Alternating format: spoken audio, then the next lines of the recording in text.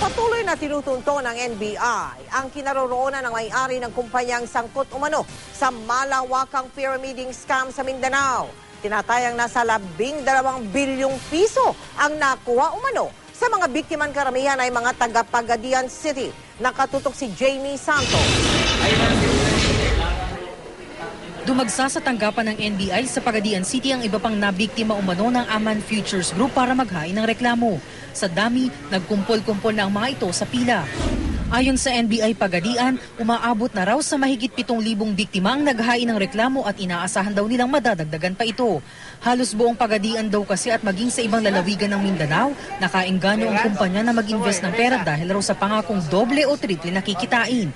Sa taya ng NBI, 12 billion pesos raw ang nakuha sa mga biktima.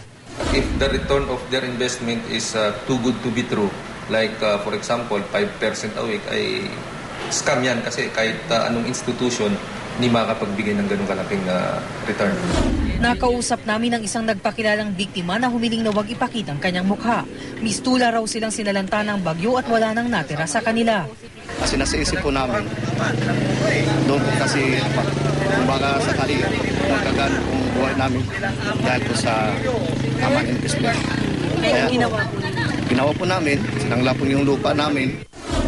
Si RG naman, 20 million pesos savings daw ng pamilyang nawala. Pinagsama-sama daw kasi nilang kanilang pera para mas malaki ang kita sa investment.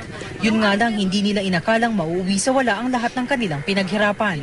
Nagtitipid nga kami tapos lahat-lahat kinuha nila.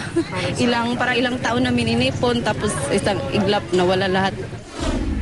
Patuloy ang pagkalap ng impormasyon ng NBI para matunto ng kinaroroonan ng may-ari ng Aman Futures Group na si Emmanuel Amalilio at mga kasamahan nito na nahaharap sa patong-patong na reklamo.